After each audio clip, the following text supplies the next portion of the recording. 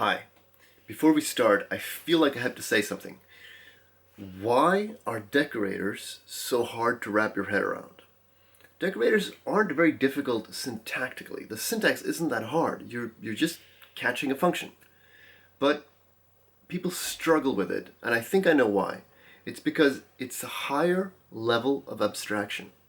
To understand what a decorator is for, why you would want it, why you would want to use it, you have to understand the levels of abstraction that you have to think in. And I think it comes down to ultimately who you're making your code for. The majority of code out there is not made for end users. They don't have buttons and OK and cancel and X's and drop-down menus and all that. They're libraries. They're libraries of code made for other coders to use in their code.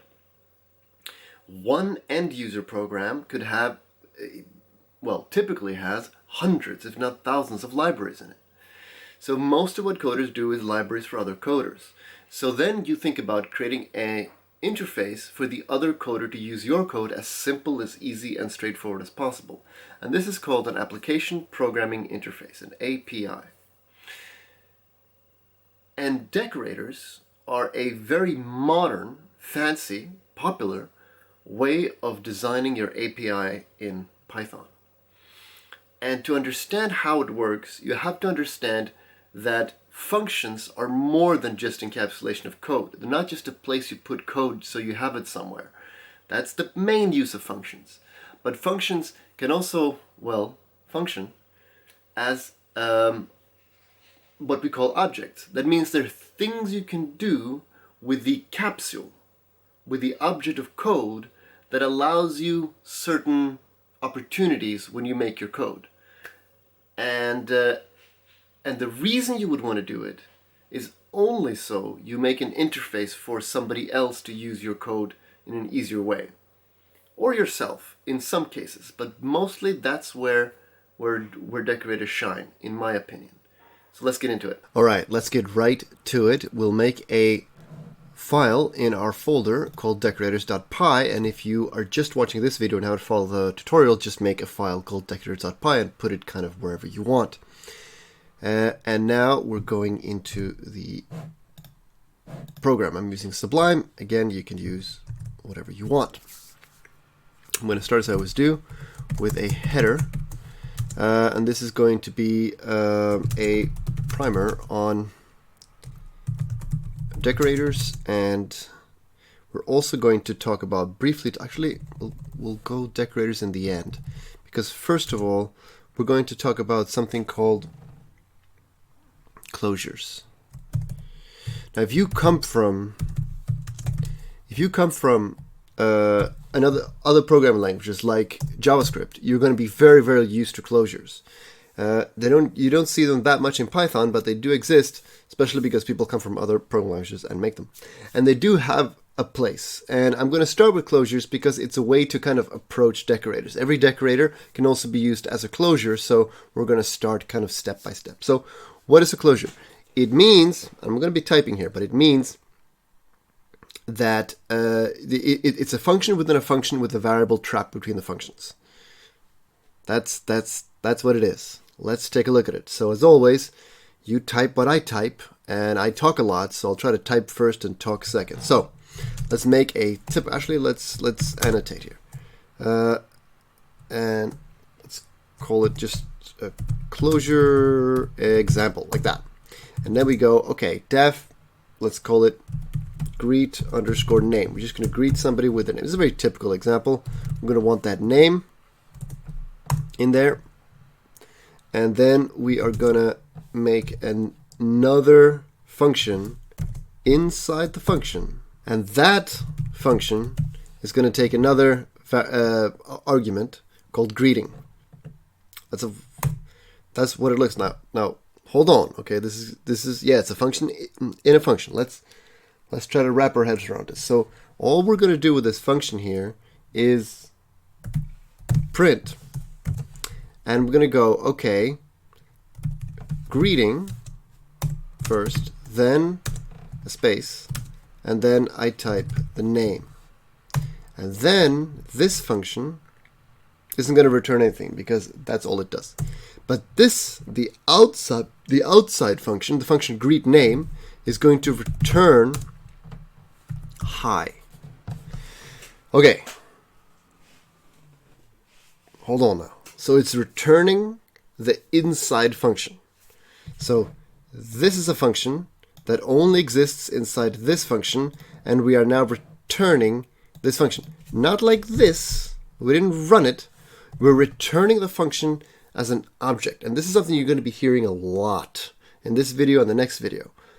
Functions as objects. To treat a function not as a place you put code, but now as the capsule itself and the abilities that that capsule has, or that object has, that happens to have code inside of it. So this is what it's about. So we're passing this function on. Now, the important thing about the closure is that this is the enclosure here.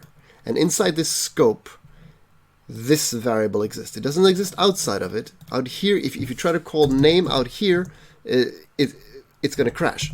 But name, once it's provided, exists only inside this closure, which includes the inside of this function. So this function can call upon the name from the outside function. That's the closure. That's the enclosure where name will exist. Now, why is this relevant at all? Let's do the last part of the closure, which is equally as important. So we're going to make now two functions. We'll call one Brian, the other one we'll call him Thomas. And let's see now. Brian equal, greet name. And we'll add the name Brian. And now we'll repeat the function. We'll run the function twice, and this will add the name Thomas, I suppose, or Thomas, and we'll capitalize those names because that's the correct way to do it. Now, what is in here? And what is in here, and how do they differ? Well, we returned a function. So Brian and Thomas aren't variables. We didn't print anything. Nothing happened. We just passed the function there. And those functions are now still need a greeting variable to be run. So these functions can't be run yet. We've just kind of loaded them into the shotgun, and they're preloaded with this, with name. So the Brian function is looking for a greeting, and it will always have the greeting set to Brian, and will always have the greeting set to Thomas. What is this useful?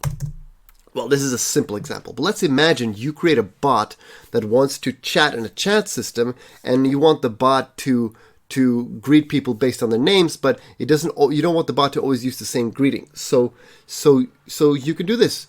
You randomize the greeting, and then you have, let's just say the greeting isn't really print. It's a convoluted kind of call to a chat service that you have to see if it's available, and you need to see if there wasn't. You don't want to post things too fast and all that. So instead of this print, there will be a lot of code that then inserts the greeting into your chat system. It checks online, it checks if it's online, etc., etc., etc. But now they're preloaded. Did I say greet? Yeah, greet. That's it. Never mind. So now they're preloaded with the names. Might be a way to do this. There's this again. This is example code. If I really wanted to do that, I might not do it exactly like that. Now, let's take a look at what happens when we run Brian and we add the greeting hello. The print is in there, so we don't need anything else. Now, I'm going to run this. Now I can run this like this. But I'm going to get used to now running things. I'm going to do that. I'm going to get used to now running things from my terminal, because the next few videos we're going to have to run everything from terminal. This is me recording us. This is a terminal. Let's see. Python 3 decorators.py. Now the only thing I have to remember is that I saved before I do that. So let's run it. And hello, Brian. That's what we get. I'm not sure. There was two spaces. I'm not sure. I think print adds a space for us. So I don't think we need a space between printed things. Let's try it. I remember to save the file. Run it again. Hello, Brian. Now I can change that greeting, and I can say, okay, hi there. Let's run that. Remembering to save. Control S, and hi there, Brian. And now we can do the same thing, of course, with Tomas. Greetings, Sir Tomas, like that. So we run those, clear. We run those, and that's where they come out of. So this is what closures are for. This is a simplistic example, but the idea is that I trap a variable, and now the function becomes reusable with a trapped variable that is also changeable. I can remake the function with another variable. So usually when we use functions, we think about it like I run the function, I add the variables. That's how I use the function, right? I run it. I have a variable that I need to run through a function. And then I run it, and that's how I do it. Now, what we're doing now is we're accumulating to those edge cases that says I have a variable now that I need to run in a function, but I'm going to get another variable later that I need to run also in the same function.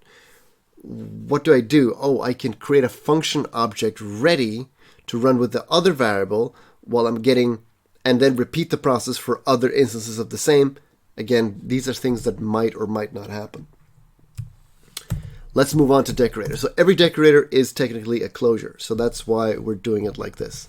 So I'm going to go decorators. I'm going to go like this and just give it 2 like that, make it a bit cleaner. And then I'm going to go with decorators, basic example. So let's go with the basic example that you're always going to see about decorators, which is great to kind of wrap your head around how they work. So we're gonna create a little box, and we're gonna put the box around a piece of text, no matter what text it is. But now we're not trapping, unlike a closure where we're trapping a variable that was just a piece of text. This variable that we're trapping is going to be a function. That's a little bit higher up there, but let's try this out. So we go boxed, and here we're gonna put in a function. But I'm gonna be gangster. I'm just gonna do that. So the argument is a function. The same thing we did here, where we returned a function as an object, not a function that's being run. The argument is a function object. All right. So we're in there. We're in boxed. We're now going to create another function inside called wrap. This is typically what I'm going to call the functions inside of functions. I'm going to call them wrap because when it comes to decorators, this is the function we're wrapping. Sorry, this is the function we're wrapping around the function that came in. So we're going to wrap this function around that function. I know. It sounds crazy. So we'll get there. Now we're going to put an argument in here called text. And then we're going to imagine that you have a piece of text, any piece of text, and we are going to wrap a box, an ASCII like box around that piece of text. Now what would that look like? It would need a top or bottom. It would be the same. That would look like that. Let's go like that, a line. That's top or bottom. Then we need a wall, which is going to go W because we want to keep it short. And the wall is just this line. That's the pipe symbol. That's the one to the left of the number 1 on your keyboard, to the left of number 1. So that would be our walls, and then we're gonna make the string, but we're just gonna return it right away. So this is gonna be an F string. So make sure that you have Python 3.6 or higher. If not, you're gonna have to do this with format. F strings are just an easier way to do this. So let's start here. So the first thing we want to put in would be at the top. We want the top to be the wall. Now we're going to do something crazy here. I don't know how long this text is, but I know that the top needs to be that length. So I'm going to do this. Time the length of text. So a couple of things just happened. First of all, this just happened.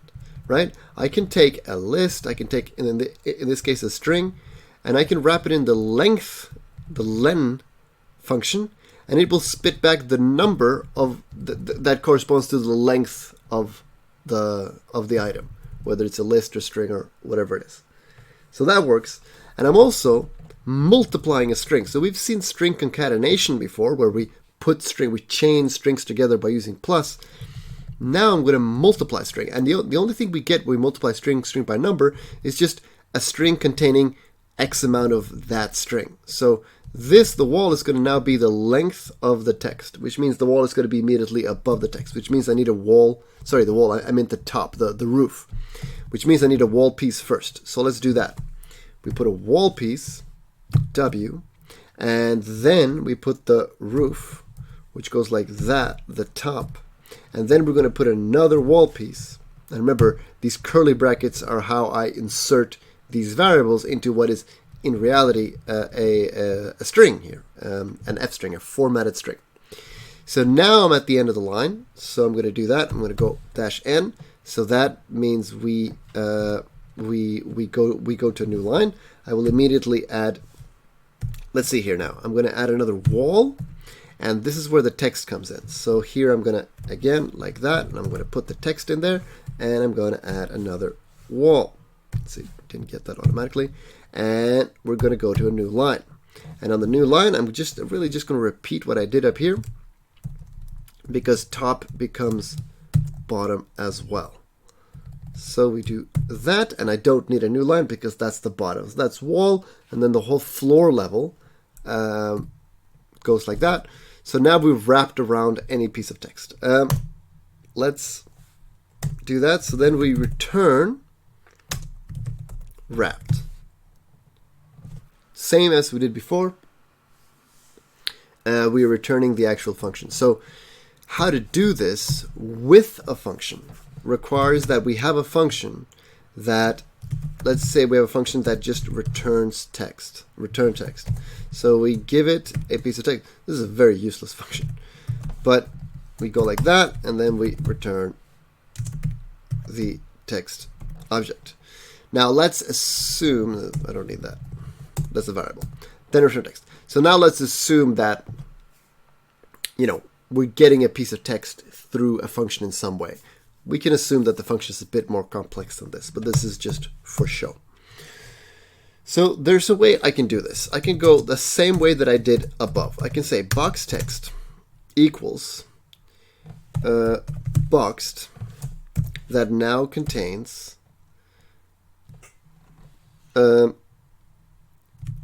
return text, like that.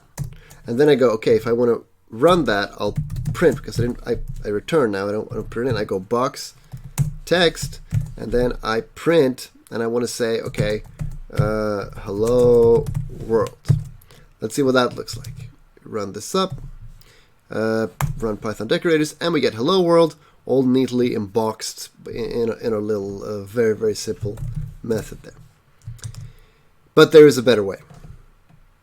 So I'm going to save myself. So to move that line, I'm going to save myself doing this. Observe. Let's put that away, and we'll call this the old method. The old way. And this is the cool thing about decorators. Observe. I do this, and I say boxed, and I'm done. So now I can just print right away return text, and I go, okay, hi there, whatever, exclamation point. Check out what happens now. This is very, very dope. Bang, the same thing. And I didn't have to make it first. So when I decorate the function with boxed right above the function definition line, I'm wrapping the function automatically. I'm doing all this automatically in that function. So this function, what this function does is really only dependent on what's going on up here. So why do I talk about interfaces? Imagine that all this, which is kind of ugly, is in another file. And all that my user, my programmer who's using my function, my code as a library, all he has to do to his functions to get my code to work on his code is to decorate them. Beautiful, simple, idiomatic, not very obvious. Not he has to look up what it means and all that. But if he knows that, it's very minimalistic. It's just boxed. He didn't have to, obviously he had to import, but he doesn't have to make a class. He doesn't have to run a function in any way. He just decorates his function. He doesn't look at any other text, and it just works if my code is good.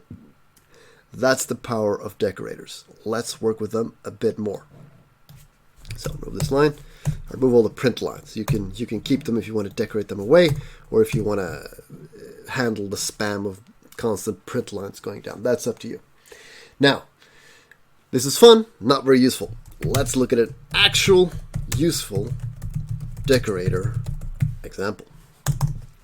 So now we're going to get a little bit crazy, okay?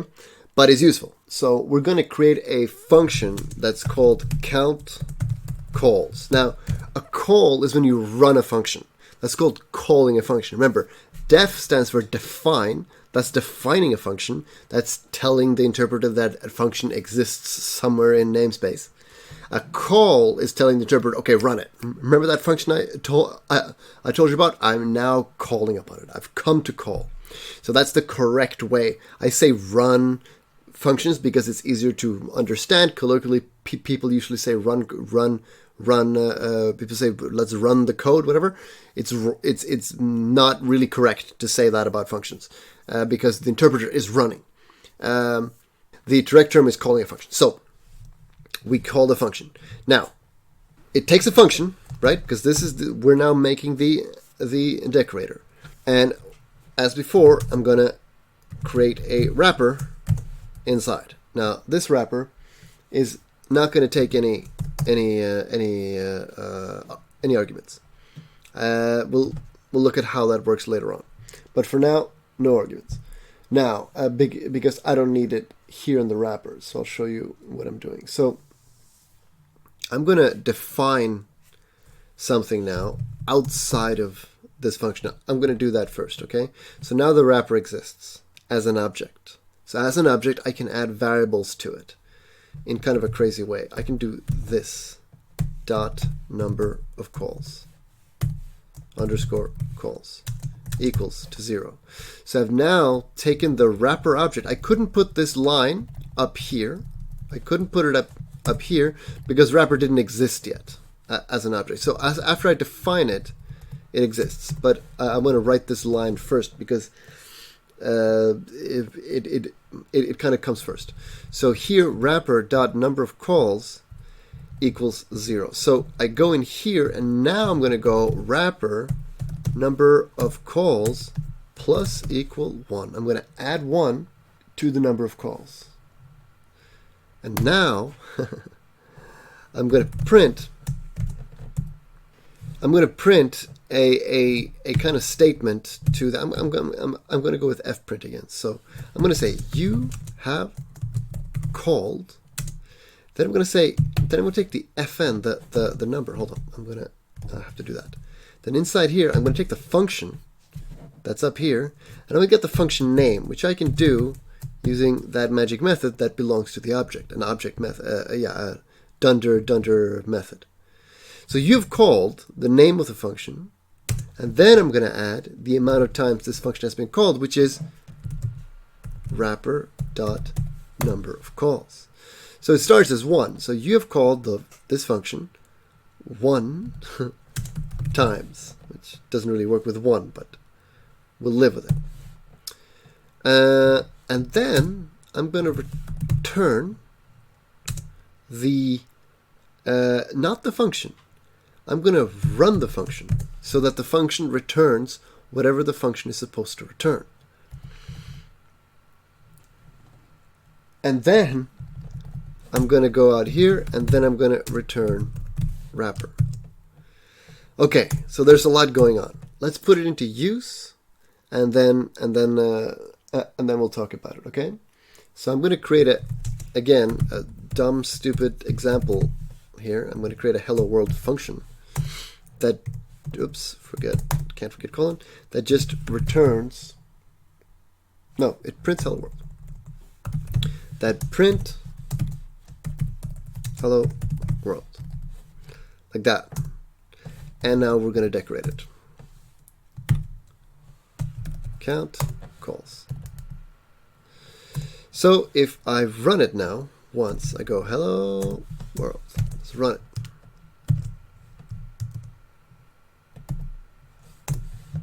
You've called hello world 1 times. Hello world. So it runs, it works. Whoops. Let's run it a couple more times. So I'm going to create a for loop for I in range of 10. And colon, can't forget that. Move this one in indentation in. I use Control L and Tab. Remember to purchase Sublime Text. Do as I say, not as I do, etc. And bang, you've called hello world 1 times, 2 times, 3 times, 4 times, 6 times, 7 times, 10 times. Okay, how does that work? As I run hello world, in reality, I'm running this wrapper that's being returned. Because when I run it, the first thing to run is count calls. Count calls is this function. It gobbles up hello world as an argument and throws it into the wrapper and then runs it over here while returning the wrapper. So here, nothing has been run yet. Here I run. So now I'm running the wrapper.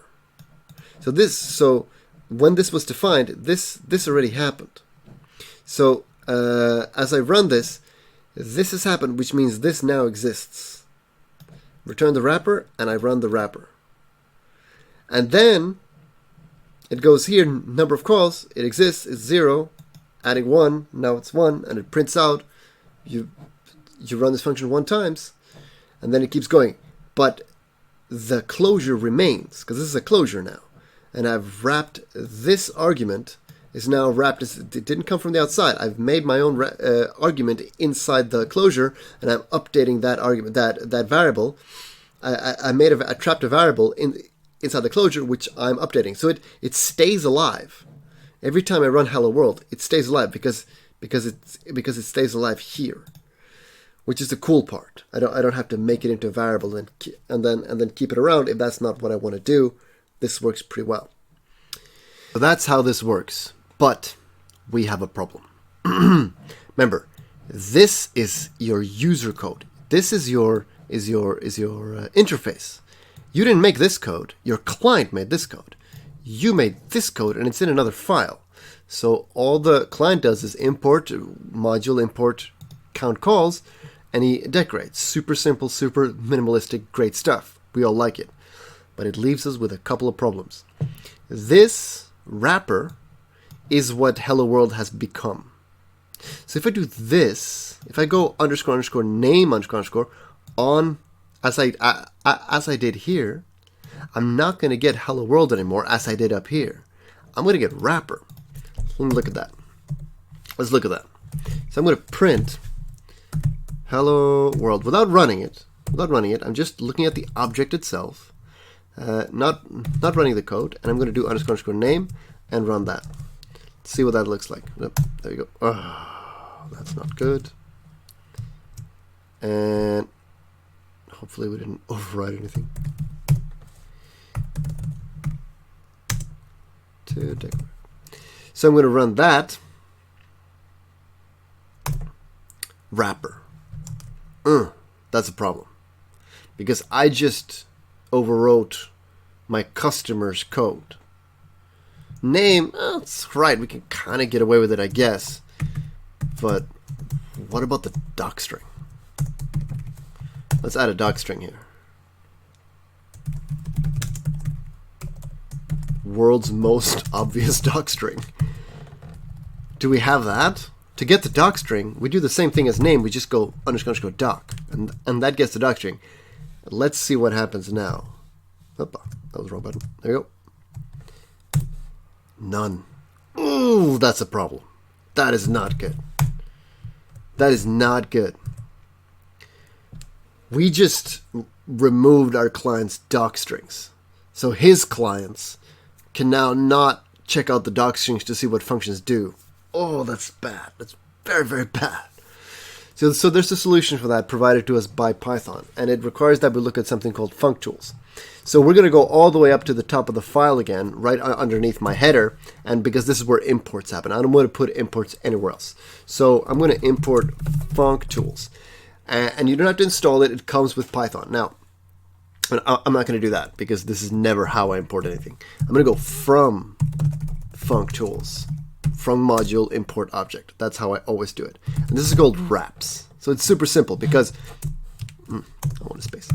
It's super simple because I always call, and this is typical too, I always call the internal function of a decorator function, I call it wrapper. So you have to wrap the wrapper with wraps, if that makes sense. So the same way, we just decorate it like that.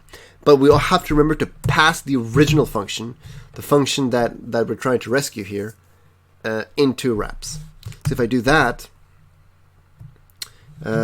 let us, damn it, nope, run like that.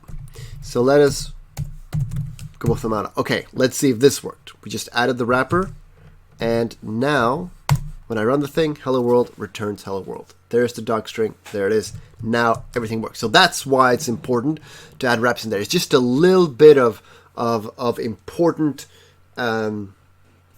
finagling to kind of make it proper, make it good. Now, if you're making decorators for yourself, you can skip it, but typically you're always going to see wraps inside of that, and it looks confusing, right? Because if you look at this right away and this, you're seeing, you know, there's the thing. It takes a function as an argument. It has a function inside a function. It's decorated by another function that takes another function as an argument. You're calling a function. You're adding variables directly to functions. It's confusing. So hopefully, when we take things step by step, this begins to make more sense. Now, my advice to you, if this it gets confusing, is to play around with it. See what works and what doesn't work. There's one more thing. So now, okay, so we've done that. There's one more thing. What if my client, my customer, my user, needed to put arguments in here, which very likely he does. I'm just running it. So in this instance, I'm returning whatever this function returned. It doesn't return anything. Let's change that. So I'm returning now hello world. So if I want to run this function, I have to now use print, which is not a big deal, obviously. So I'm going to go hello world, and I run it like that. Oppa, that was wrong. Running it. You've called hello world 1 times. Hello world. That's what we wanted. Let's clear that. Now, what if there was arguments in here? What if I'm returning hello world plus a text argument that I'm passing in there? That's cool. Easy enough, right? Let's go hello world, and then we'll make a space because we didn't accommodate for that, and we say hello world, Brian. It's a weird sentence, but let's do it. So I'm going to run this, and that doesn't work.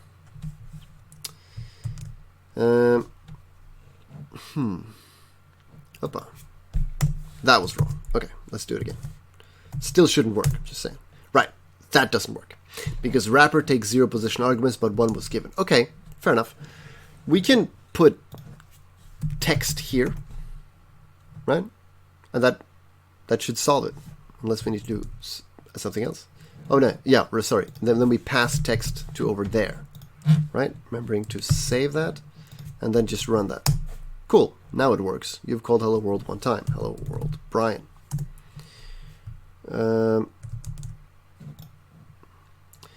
But now I have to know in advance what my potential client and customers, it could be hundreds of them, potentially thousands of them, millions of them if I'm an amazing coder, right? And this is some open source library that half the world needs. I don't know what they're going to put into their functions. That doesn't make any sense.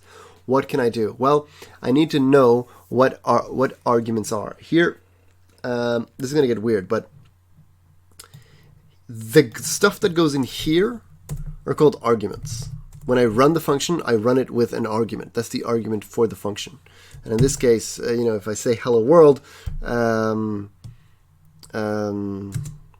what would be natural to add to hello world? Hello world 2, right? The second world. That's an argument. What goes in here are parameters.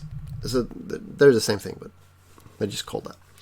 So there's a way I have to understand how parameters work.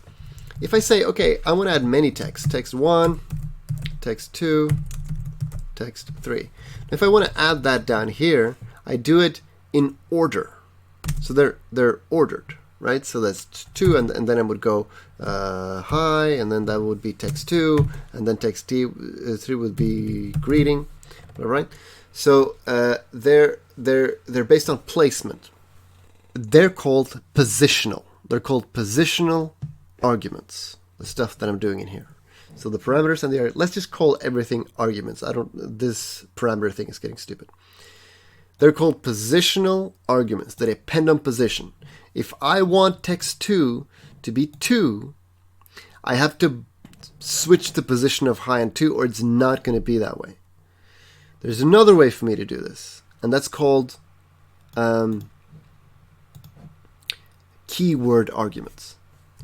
So I'm going to do this, and I'm going to put this in here and go, okay, hello, and you know what? What does this say? Yeah, no, let's do that. Hello, and text 3 has a keyword argument of just none. Doesn't matter. At this point, they're still positional, and that works because Python is cool like that. But and also positional arguments has to come first to the left of keyword arguments. If I put another positional argument over there, it's going to crash. It's not going to work. Once I've done with positional arguments, it's all keyword arguments. Or I can make only keyword arguments. That's fine too. Now you might wonder why would you ever need keyword arguments? Imagine there's 50 arguments, 50 of them, and imagine you're making a function that makes a video player function. How many arguments do you need? You need resolution, you need, do you want to see it in black and white? Do you want to set the volumes? Do you want all these settings are all arguments? There could easily be 50 of them. So without keyword arguments, the user now has to set every single argument, because position arguments are mandatory. They have to be there every time he runs your function, even though all he wants to do most of the time is just run and the name of the file he wants to run, the movie file he wants to run. And it doesn't need all the other arguments, all it needs. So that's what keyword arguments are all about. And you're going to find many more keyword arguments than position arguments, because position arguments are mandatory. And keyword arguments are not, because they come with defaults. You still need them, but as I'm setting defaults here, I don't really need the user to set them unless he wants to override them. So what the user does, he goes like that. Text 2, he just mirrors what I'm doing over there. And then I go text 3 like that. So now this, for our purposes, this is even more complex. What I do here in wrapper and here in text, here where I run the function, when there are all these arguments and keyword arguments. Okay, obviously there's a much easier way to do this. I'm going to go down to 1, but let's pretend I don't know. I don't know how many keyword arguments and position arguments the person is going to use. I don't know that. Because, if this function is going to be very popular and downloaded by thousands of people, well, so there's a way. It goes like that and like that. Like that. Now, what I call this doesn't matter. It's the star that does it. The star will suck up all positional arguments and make a list of them. And I'm going to call that list args. And the double star will suck up all keyword arguments and make a dictionary of them. And I'm going to call that dictionary quargs, keyword arguments. Why do I call it that? Because that's the convention. That's what everybody's going to call it. And you're going to see args, quargs a lot in code. So now I could just pass on args, star, quargs to the function as I run it. And every argument, or zero arguments, doesn't matter, will just be passed through. When I do this, I'm just making a pass-through system. So now it doesn't matter. I can run anything I want. Whoops. Text is not defined. Yeah, did I forget text? God damn it. I forget how to do this. New computer. That one's correct. That one's correct. We don't have a problem here. Args quarks, comma, comma, comma. What was the error exactly? Return hello world plus text. Text not defined. Yeah, that makes sense. Because I called it text1. And let's run it again. Boom. Now it works. No problem. We're just passing through. I try not to cut away when I get a mistake because I want to make you comfortable with what it looks like when you're debugging and all that. What I did now, I went to the usual suspects. Like typically it's the thing you did last that gives you the issue. This time it wasn't, but it was easy enough to find once I looked at the error message. So that's how that works. Now we've done a decorator properly. It's useful. It has a use. It's super useful to be able to know in some way how many times the function is called throughout a program. And here we're printing, but typically I would want to send this to a log system or a log file, and then I can look at the log file after I'm done using the program and go, how many times did this function get called? How many times did this function get called? Right? So I can put count calls on every single function in my app, and then it would have a log with, you called this function 300 times, you called this function 200. Then I know. So if suddenly there's a function that's called 80,000 times, I know, whoops, there's a bottleneck going on, or there's something going on. So there's actually some use to this. Now, since it's useful, let's do it again. We're going to do it again, but now we're going to talk about doing it with classes. So making a class decorator. So the same code, we're going to do all this again, but we're going to do it with a class. And this is going to get a bit weird, but it's actually going to make more sense for some point. Remember that class, lowercase. The name of the class is uppercase, but class itself is lowercase. So then we're going to make an init self, and we're going to need the function fn. So as we very commonly do in the init file, is we immediately take the argument and we pass it into self. We pass it in as a class variable, as something that belongs to the function. Now we're also going to need a counter again, as we did up there. So that's number of calls, just the same thing, and we start at 0. So this becomes much easier and much easier to read as a class, because when we run the init function, we have the luxury of setting up variables we want for kind of future use. Now, for the class to behave like a decorator, it has to behave like a function. To set that behavior, we use the magic method calls. In the future, I'm going to make a video where we're going to go through a lot of these useful magic methods that we use to set class behavior. Now, I didn't invent calls, and I'm not making it. Calls exist. Call like that. I didn't invent it. It exists. It's part of Python. It's part of classes. I'm just utilizing the use that it has. It's a simple way for us to make classes behave as we want them. But the call magic method is already set. Its behavior is already decided. I'm just using it. So yeah, we do call. Now remember that call is going to take the argument. So here we have the same issue. So we're going to go args ** quargs. Same thing. We're going to do this pass-through thing. Only now we pass in the self first, because that's how that works. So here we're going to go self number of calls plus equal 1, same as before. And we're basically just going to return, essentially just do the same thing. So it's going to look a little bit different, right? But again, we're going to make a string. We're going to go, you have called the, let's make it a little bit different. And we need mustache bracket, times, like that. And here it's now going to be self.fn because it's stored in self. and then dot underscore underscore name underscore underscore, not forgetting that dot. Then over here it's self dot number of calls. Very, very simple. We're going to need a little space there to make it readable. So that's the same thing we did before, and now we return and we go self.fn and we run it, now passing through all the args and quarks. Forgot the stars there. Just passing through like that.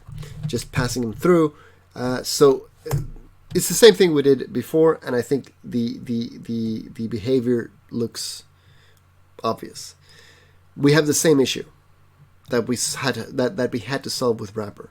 So for classes, there's another thing that also comes out of functionals that I believe is called update something. Update wrapper. It's called update underscore wrapper. And that essentially does the same thing. So what we're going to do now is we're going to put it into init. We put it into init and we just do this update wrapper, and we pass in the object, the self, and we pass in the function, and then it does it, and then it just does the same thing. You might wonder how, but remember that the self is not the class. A self is the instance of the object. So any changes wrapper makes to self, NFN for that matter, sticks around. Well, the self will stick around. So that's how it works. So let's use it. Let's make another function. Let's have a bit more fun. Let's say we. I believe that's from a tutorial somewhere. And we're just really just going to print we like that. And so we do the same thing. We just wrap it and now counter. So now it's immediately obvious to the viewer that we're using a class decorator, a class as a decorator, because of the capital name. Classes are written in camel case. They start with capital. Functions are written in snake case. They start. They're never capitalized. That's the convention. That's not. You can if you want to, but it's typically not how it's done. And there's a couple of examples of exceptions to that rule in style guides that belong specifically to certain, I believe. There's something called dromedar case, I believe. All right, that's how that works. Now let's look at an advanced example of counters. And what we're going to do now is we're going to, instead of making a class that wraps a function, we're going to wrap a class. We're going to make something called a singleton. Let's get right in there. So we're just going to call it singleton. Very simple. And here we're going to pass in CLS, which stands for class. And CLS is typically the abbreviation we use when we're passing a class as an argument that has not been instantiated. So an instantiated class is the name of the class, obviously, when it's in a variable, or inside the class that we call it self. But CLS is what we call the class object before it's been made into an instance object. So that's that. We're going to do the same thing again. Wrapper. Now, bear in mind, we don't need wraps now, because wraps adds fixes like name and doc strings to a function, but this is going to be a class. It doesn't need those. It doesn't have those things. It doesn't need that. And the way we're going to return it now, we're actually going to return a full class. We're not going to return the wrapped object.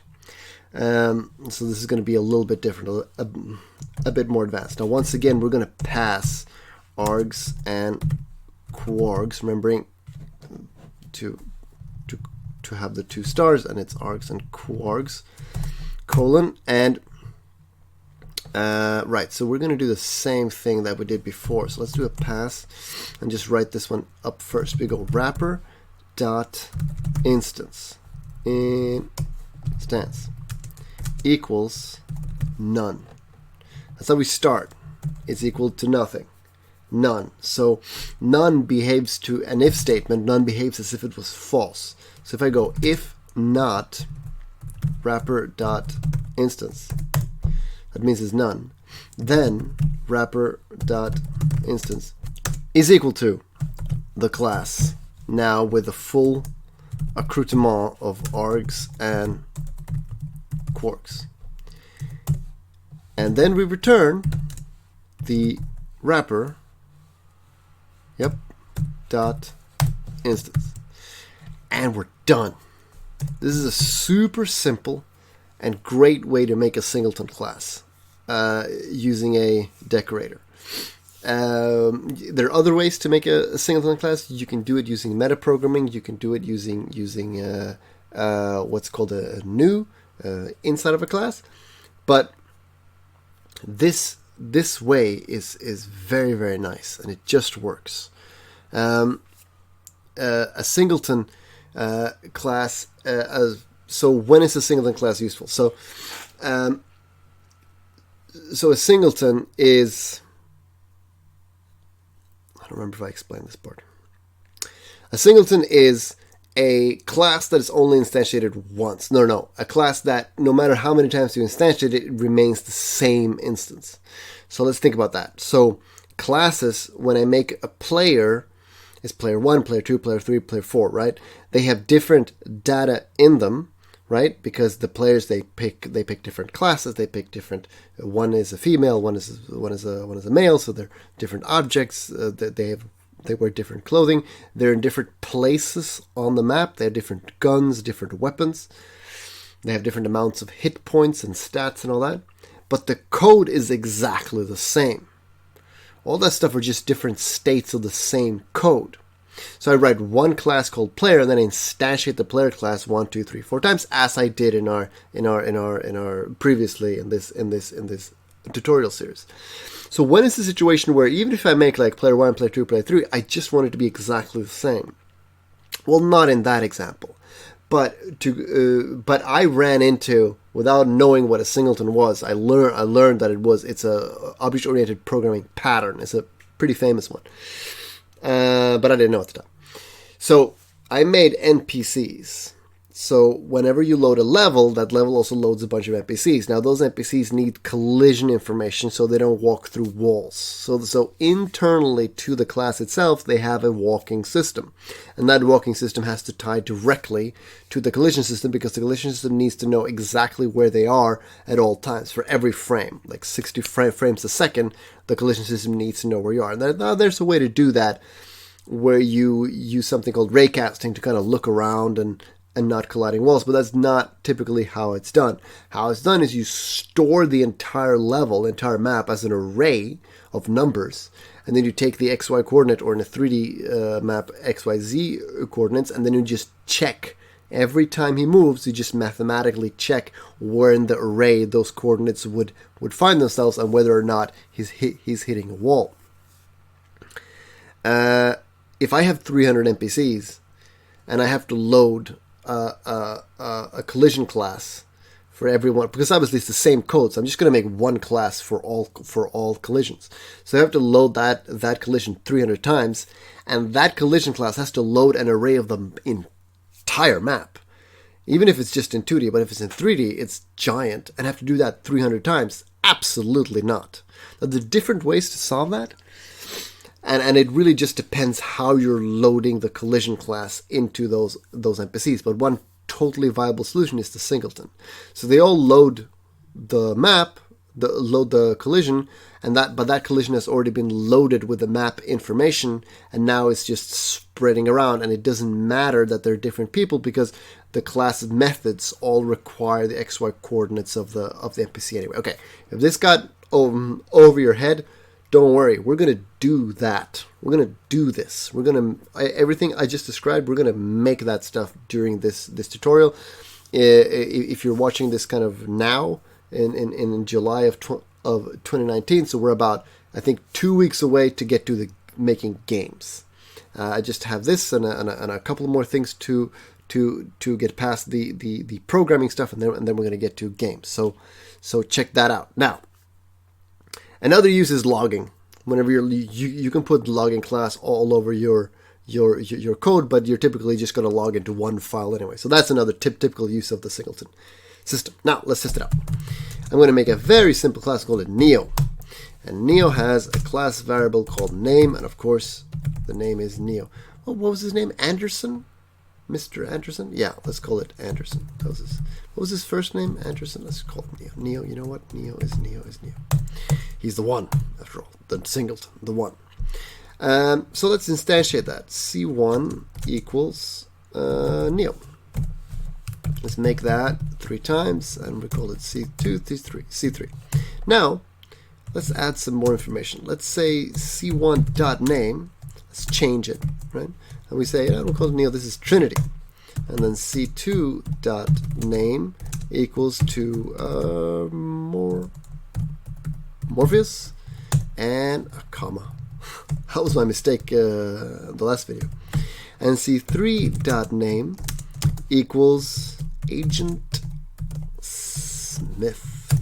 Now, without using any singleton decorators, observe what happens when I now print C1, C2, and C3.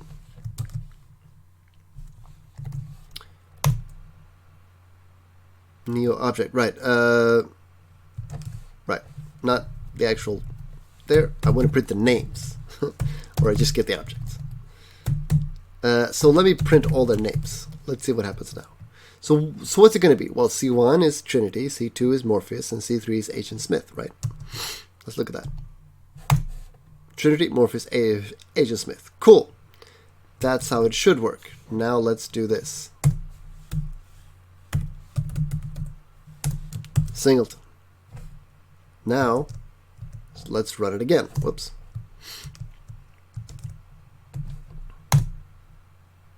None type object. Right, I forgot to return the wrapper. Then it returns none if there's no return, because all Python functions return none even if they're return something, and it's none if you don't make it explicit. So I totally forgot about putting that last line in there. It's my bad. So let's run it. Boom. Agent Smith, Agent Smith, Agent Smith. Like the true singleton he has now taken over our code and become every one of our instances has been organized. In reality, it's a singleton class. So I set the name to Trinity, all got set to Trinity. I set it to Morpheus, all got set to Morpheus. I set to Agent Smith, all got set to Agent Smith, because they are the exact same instance. Now, when we print out, as we kind of did by error here before, but now we can do it for real, when we print out the actual objects there, we get the object at, and this is the memory address, 5588, 5588, 5588. Exactly, it's the same instance. It's the same object, just 3 times. That's what. Whoops. That's what a singleton is all about. All right. That's all we got for decorators. Next, we're going to talk about generators. Thank you for watching.